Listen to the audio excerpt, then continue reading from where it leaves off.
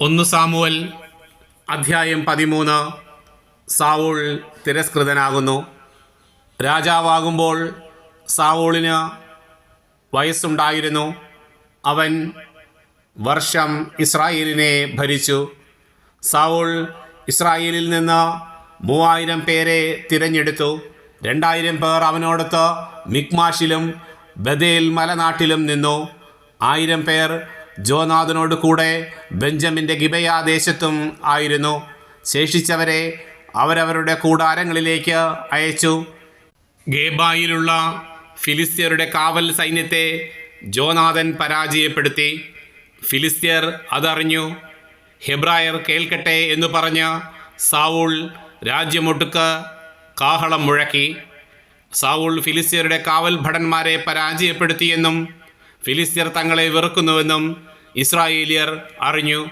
അതിനാൽ അവർ ഗിൽഗാലിൽ സാവൂളിൻ്റെ അടുക്കൽ വന്നുകൂടി. ഫിലിസ്ത്യർ ഇസ്രായേലിനോട് യുദ്ധം ചെയ്യാൻ സൈന്യത്തെ ഒരുമിച്ച് കൂട്ടി. 30,000 രഥങ്ങൾ, 6,000 കുതിരപ്പടയാളികൾ, കടൽ തീരത്തെ മണൽ തരി പോലെ എണ്ണമറ്റ കാലാൾപ്പട. അവർ ബത്താവിന് കിഴക്കുള്ള മിക്മാഷിൽ കൂടാരമടിച്ചു. അപകടസ്ഥിതിയിലാണെന്ന് മനസ്സിലായപ്പോൾ ഇസ്രായേലിയർ ഗുഹകളിലും മാളങ്ങളിലും പാറക്കെട്ടുകളിലും ശവകുടീരങ്ങളിലും കിണറുകളിലും ഒളിച്ചു. ചിലർ ജോർദാൻ നദി കടന്ന് ഗാദിലും ഗിലയാദിലും എത്തി. സാവൂൾ ഗിൽഗാലിൽ തന്നെ ഉണ്ടായിരുന്നു.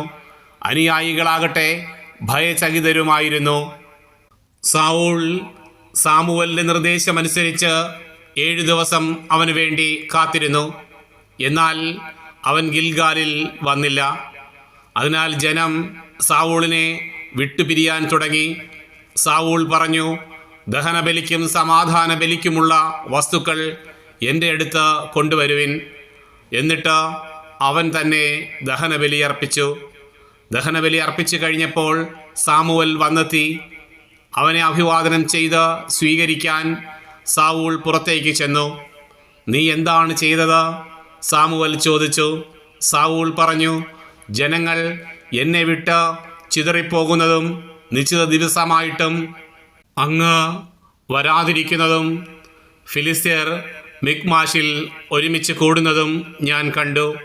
ഗിൽഗാലിൽ വെച്ച് ഫിലിസ്ത്യർ എന്നെ ആക്രമിക്കുന്നുവെന്നും കർത്താവിൻ്റെ സഹായം ഞാൻ അപേക്ഷിച്ചിട്ടില്ലല്ലോ എന്നും ഞാൻ ഓർത്തു. അതിനാൽ ദഹനബലി അർപ്പിക്കാൻ ഞാൻ നിർബന്ധിതനായി. സാമുവൽ പറഞ്ഞു, നീ വിഡ്ഢിത്തമാണ് ചെയ്തത്. നിന്റെ ദൈവമായ കർത്താവിൻ്റെ കൽപ്പന നീ അനുസരിച്ചില്ല. അനുസരിച്ചിരുന്നെങ്കിൽ അവിടുന്ന് നിന്റെ രാജത്വം ഇസ്രായേലിൽ എന്നേക്കുമായി സ്ഥിരപ്പെടുത്തുമായിരുന്നു.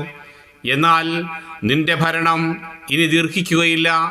കർത്താവിൻ്റെ കൽപ്പനകൾ നീ അനുസരിക്കായകയാൽ തൻ്റെ ഹിതാനുവർത്തിയായ ഒരാളെ അവിടുന്ന് തിരഞ്ഞെടുത്തിട്ടുണ്ട്. ജനത്തിന് രാജാവായിരിക്കാൻ അവിടുന്ന് അവനെ നിയോഗിച്ചു കഴിഞ്ഞു. സാമുവൽ ഗിൽഗാലിൽ നിന്ന് ബെഞ്ചമിൻ്റെ ഗിബെയയിലേക്ക് പോയി. 600ഓളം പേർ മാത്രമേ സാവൂളിനോട് കൂടെ അവശേഷിച്ചിരുന്നുള്ളൂ. സാവൂളും പുത്രൻ ജോനാഥനും ആ ജനങ്ങളും ബെഞ്ചമിൻ്റെ ഗേബാ ദേശത്ത് പാളയമടിച്ചു. ഫിലിസ്ത്യർ മിക്മാഷിലും കൂടാരമടിച്ചു.